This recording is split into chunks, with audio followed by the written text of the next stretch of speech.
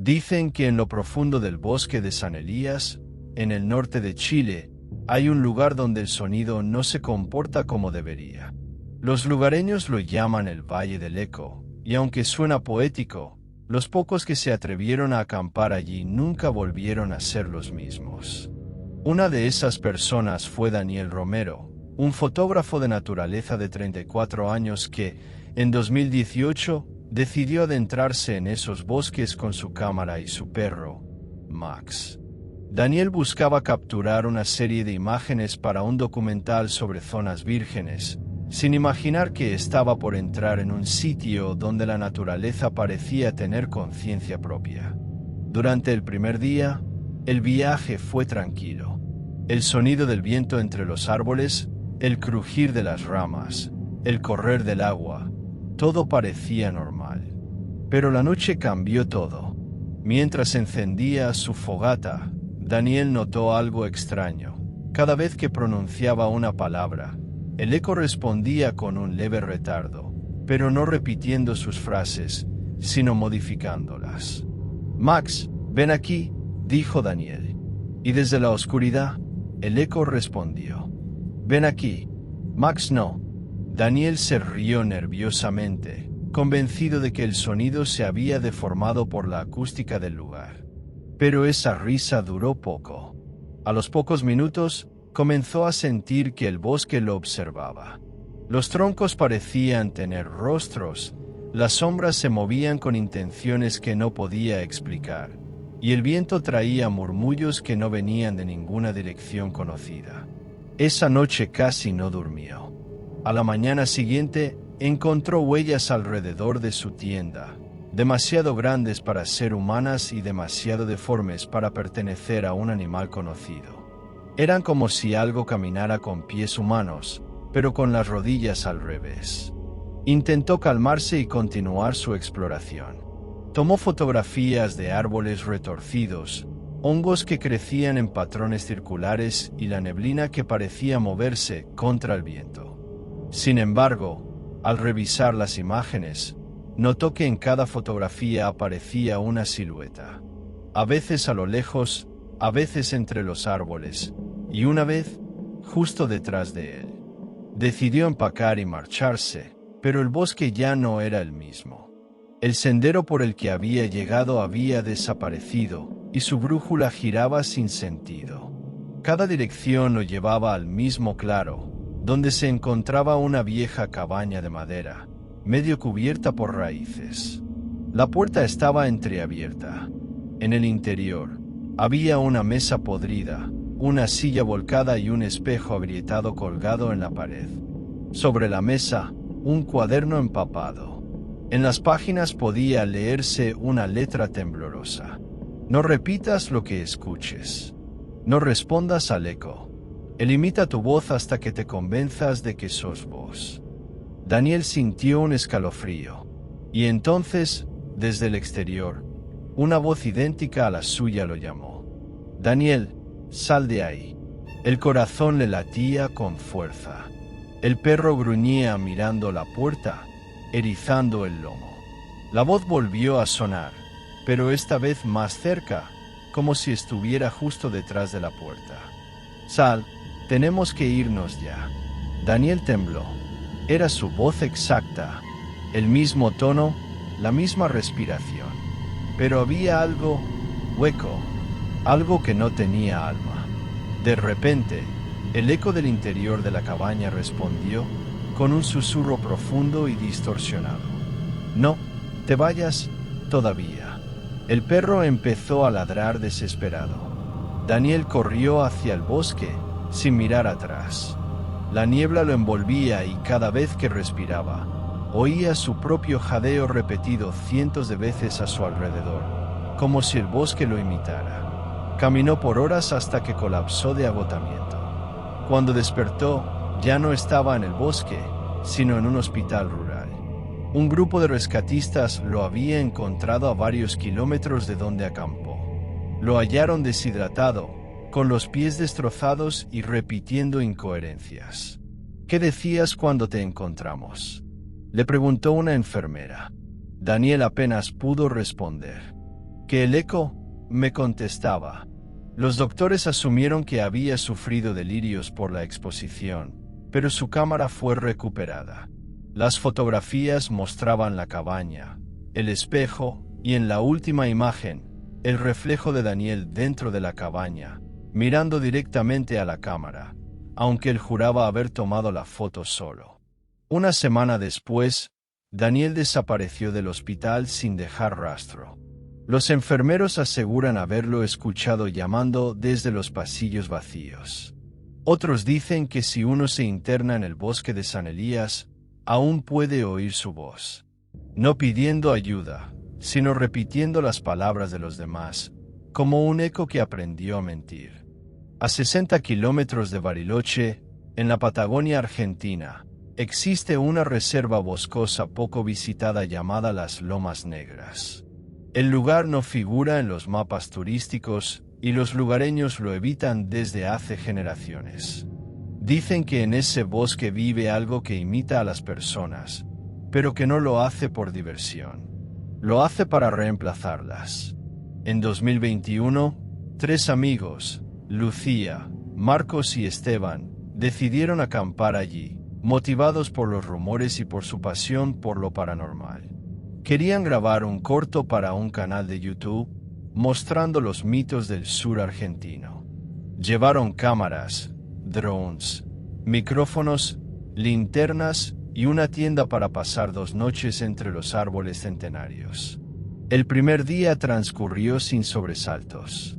El bosque era espeso, casi silencioso. Los pájaros parecían evitar volar sobre ciertas zonas, y el aire tenía un olor metálico, como a tierra húmeda mezclada con sangre. Lucía comentó, riendo nerviosa, que el bosque parecía demasiado quieto, como si estuviera conteniendo la respiración. Al caer la tarde, escucharon un silbido.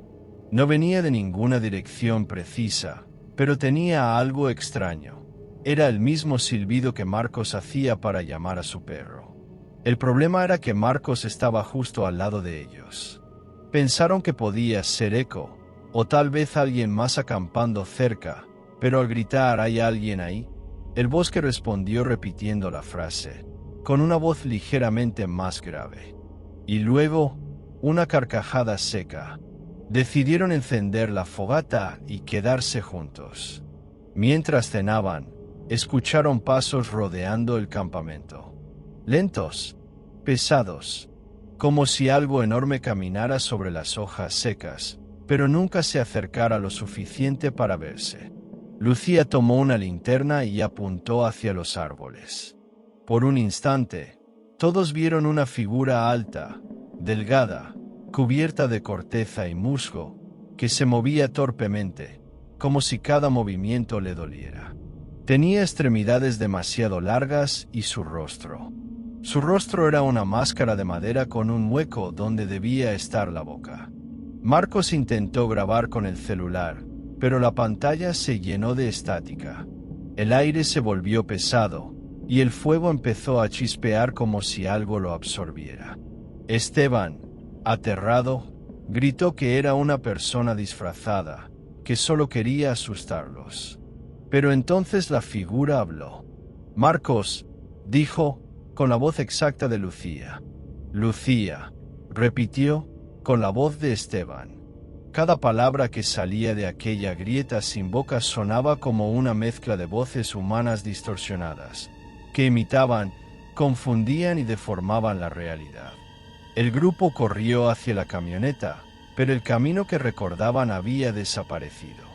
Todo era un laberinto de árboles idénticos. Intentaron usar el GPS, pero marcaba coordenadas imposibles, ubicándolos en medio del lago Nahuel Huapi, a varios kilómetros de donde realmente estaban. Durante horas caminaron sin rumbo hasta que encontraron una pequeña cabaña abandonada. Dentro había símbolos tallados en la madera, figuras de ramas retorcidas y huesos colgados del techo. Lucía encontró una nota en un rincón, escrita con carbón. El bosque respira con nosotros, pero a veces exhala. Si escuchas tu nombre, no respondas. Si ves tu rostro entre los árboles, corre. De pronto, un sonido los hizo girar. Desde la ventana, la figura los observaba. Su rostro de madera se había abierto en una grieta que mostraba algo parecido a dientes o raíces. Esteban se lanzó por la puerta, pero apenas dio unos pasos antes de gritar. El suelo bajo él se hundió y sus piernas quedaron atrapadas en raíces que se movían. El bosque lo estaba devorando. Lucía intentó ayudarlo, pero esas mismas raíces se alargaron y la sujetaron del brazo, desgarrándole la piel. Marcos, desesperado, encendió un bidón de combustible y lo lanzó al suelo. El fuego se extendió, las raíces se retrajeron, y los tres corrieron sin mirar atrás. Esa noche nadie durmió. Marcos y Lucía oyeron su propio nombre repetido una y otra vez, desde direcciones diferentes, con voces que imitaban las suyas. Al amanecer, Esteban ya no estaba. Solo encontraron su mochila y en el árbol más cercano, una máscara de madera tallada con su rostro. Lucía y Marcos fueron encontrados 3 días después por un grupo de guardaparques. Estaban deshidratados, cubiertos de arañazos y casi sin poder hablar. Cuando los interrogaron, solo repitieron una frase una y otra vez. El bosque imita para reemplazar. El bosque imita para reemplazar. Los guardaparques revisaron la zona y hallaron, en medio del bosque quemado, una serie de figuras humanas formadas con ramas, cada una sosteniendo una máscara distinta. Algunas tenían tallado el nombre Marcos, otras Lucía, y en una de ellas, a medio terminar, podía leerse Esteban. Desde entonces, nadie volvió a entrar en las Lomas Negras. Los lugareños dicen que si uno se acerca demasiado, puede oír su propia voz llamando desde el bosque, pidiendo auxilio con una entonación que no parece del todo humana. El Parque Nacional Lanín, en el sur de Argentina, es conocido por su belleza, lagos cristalinos, montañas nevadas y un silencio tan puro que parece sagrado. Pero entre los guardaparques hay una historia que nadie quiere contar en voz alta, la del Sendero 8. Un tramo que no aparece en los mapas actuales y que, según dicen, solo se revela de noche. En 2019, 4 excursionistas, Gabriela, Tomás, César y Martina, se internaron en el parque buscando un mirador poco explorado. Eran jóvenes, aventureros y grababan sus viajes para un canal de senderismo. Acamparon junto al lago Huechulafken y planearon seguir una vieja ruta que, según un anciano del pueblo, llevaba a una zona con luces que bailan sobre los árboles. El primer día caminaron sin problemas, pero al anochecer notaron un desvío que no figuraba en el mapa. Una vieja señal de madera, apenas visible bajo la maleza, decía con letras gastadas: Sendero 8, prohibido el paso después del atardecer. César, el más escéptico, convenció al grupo de explorarlo al día siguiente. Decía que si era peligroso, podrían filmar una advertencia para su canal. Pero esa noche, mientras cenaban, algo extraño ocurrió. Pequeñas luces verdes comenzaron a moverse entre los árboles, como luciérnagas, solo que demasiado grandes. Flotaban despacio, en grupos de 3 o 4, y parecían observarlos. Martina, fascinada, la siguió unos metros, mientras los demás grababan. Entonces las luces se apagaron, y el bosque quedó completamente mudo. Ni grillos, ni viento, ni agua. Solo silencio. Martina gritó. Cuando corrieron hacia ella, ya no estaba. Pasaron toda la noche buscándola, sin señal de GPS ni cobertura. Cada vez que llamaban su nombre, una voz lejana lo repetía, más profunda, más distorsionada. Gabriela juró ver a Martina entre los árboles, con los ojos brillando del mismo verde que aquellas luces, pero cuando se acercó, desapareció otra vez. A la mañana siguiente, encontraron su mochila colgada de una rama, y una nota escrita a mano con su letra. Seguí la luz correcta, no las que respiran. Nadie entendió qué significaba. Decidieron abandonar la búsqueda y volver al campamento principal, pero el camino había cambiado. El sendero por el que vinieron se dividía ahora en 8 bifurcaciones idénticas, cada una marcada con el número 8 tallado en los árboles. César empezó a gritar de frustración, pero al hacerlo, escucharon su propia voz respondiendo desde el bosque. «No grites, ya viene». El pánico los hizo correr sin rumbo. Tomás tropezó y cayó en un pequeño barranco cubierto de musgo. Gabriela lo ayudó a levantarse, pero se dio cuenta de que él no tenía sombra. Solo cuando lo miró a los ojos, entendió que algo estaba mal. Sus pupilas eran completamente verdes. Tomás sonrió y susurró: «Ya no hay vuelta, Gaby, ya no somos nosotros». Gabriela huyó. Corrió durante horas, guiada solo por las luces que flotaban a lo lejos. Cada vez que una se acercaba demasiado, el aire se volvía más frío, y un zumbido metálico le perforaba los oídos. Cuando por fin cayó exhausta, despertó al amanecer, sola, con el celular apagado y sin saber dónde estaba.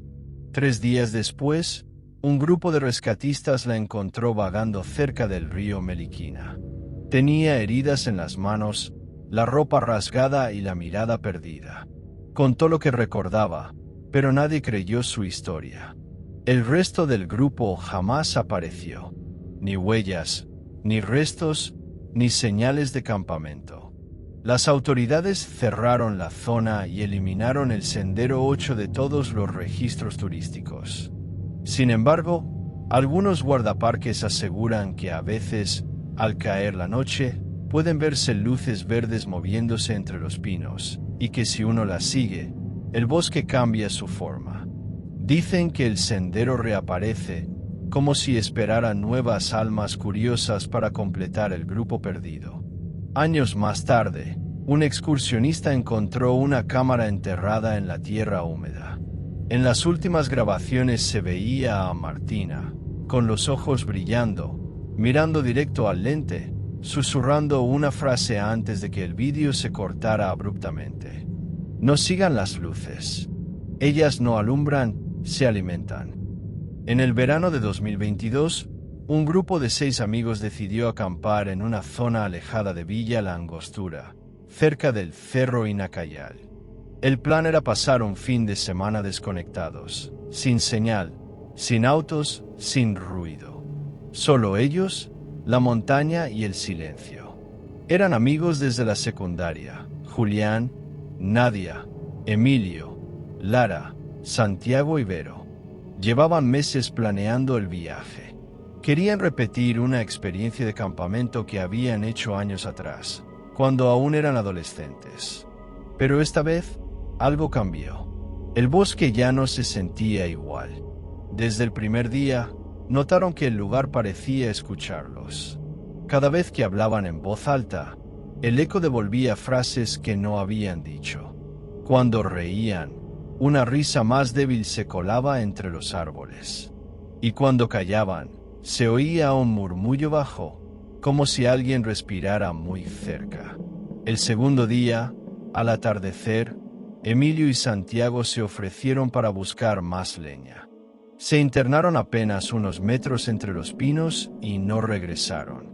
Los demás los esperaron durante horas, llamando sus nombres, iluminando la oscuridad con linternas. Pero el bosque solo devolvía sus voces, cada vez más lejanas, más frías. Cuando el reloj marcó la medianoche, una linterna apareció encendida entre los árboles, balanceándose lentamente, como si alguien la llevara colgando de una mano. Julián corrió hacia ella, convencido de que era Emilio. Pero al acercarse, vio que la linterna estaba clavada en el suelo. Encendida, y sola, en la distancia, creyó escuchar la voz de su amigo. «Volve, Julián. No mires atrás». Corrió de regreso al campamento, temblando. Lara intentó calmarlo mientras Nadia y Vero revisaban las carpas. Fue entonces cuando lo notaron. Una de las carpas estaba vacía, pero no vacía en el sentido normal. El suelo dentro estaba hundido, como si alguien hubiera dormido allí y se hubiera disuelto en la tierra. En el centro había una mancha oscura que olía a metal oxidado. Y algo más, marcas de dedos en el interior del techo de la carpa, como si alguien hubiera intentado salir hacia arriba. Decidieron marcharse de inmediato. Empacaron a toda prisa, pero el bosque parecía cerrarles el paso. Cada sendero que tomaban los devolvía al mismo claro, al mismo punto donde las carpas seguían montadas. Y cada vez que volvían, una más estaba vacía. Primero desapareció Vero, luego Nadia. Julián y Lara fueron los últimos. Pasaron la noche abrazados dentro de la misma carpa, sin dormir, escuchando como algo caminaba fuera, arrastrando los pies, respirando fuerte. A veces oían a sus amigos llamarlos desde la oscuridad. A veces oían sus propias voces repitiendo frases que jamás dijeron. Al amanecer, Lara abrió los ojos. El sol entraba débil entre los árboles. A su lado, el cuerpo de Julián estaba inmóvil, con la mirada fija hacia el techo de la carpa. Ella gritó, lo sacudió, pero él no respondía. Y fue entonces cuando vio sus dedos. Estaban llenos de tierra, como si hubiera intentado excavar hacia abajo durante la noche. Lara corrió. Corrió sin dirección, sin comida, sin mapa. Horas más tarde, un guardaparques la encontró en la ruta, descalza, cubierta de barro, con la mirada vacía. Cuando la llevaron al hospital, solo repetía una frase una y otra vez, con una voz hueca, casi susurrante. No te quedes dormido en la carpa. Ellos suben cuando dormís. Los rescatistas fueron al sitio indicado por ella. Encontraron el campamento. 5 carpas, todas perfectamente alineadas. Dentro, no había cuerpos. Solo huellas de manos marcadas en los techos, como si alguien hubiera empujado desde abajo. El suelo bajo cada una estaba húmedo, removido, como una tumba reciente. Las autoridades acordonaron el lugar, pero semanas después, otros campistas afirmaron ver luces en la zona. Decían que las carpas seguían ahí, intactas, con las cremalleras abiertas, moviéndose levemente como si respiraran. Y que si uno se acercaba lo suficiente, podía ver siluetas dormidas dentro. Pero nunca se quedaban quietas. A veces parecían subir lentamente hacia el techo, desvaneciéndose entre las telas. Nadie volvió a acampar en ese punto. Y a día de hoy, los guardaparques lo tienen prohibido. Sin embargo, un vídeo subido anónimamente a internet muestra algo escalofriante. Una toma nocturna del bosque, con las 5 carpas a lo lejos. En una de ellas, la cremallera se abre sola, y una figura blanca asoma desde adentro. Solo se distingue un rostro, y una voz, idéntica a la de Lara, que susurra mirando a cámara. No duermas. Si te gustaron estas historias, no olvides dejar tu me gusta y suscribirte para seguir explorando lo más oscuro y desconocido del mundo conmigo. Y decime en los comentarios, ¿vos te animarías a pasar una noche solo en medio del bosque?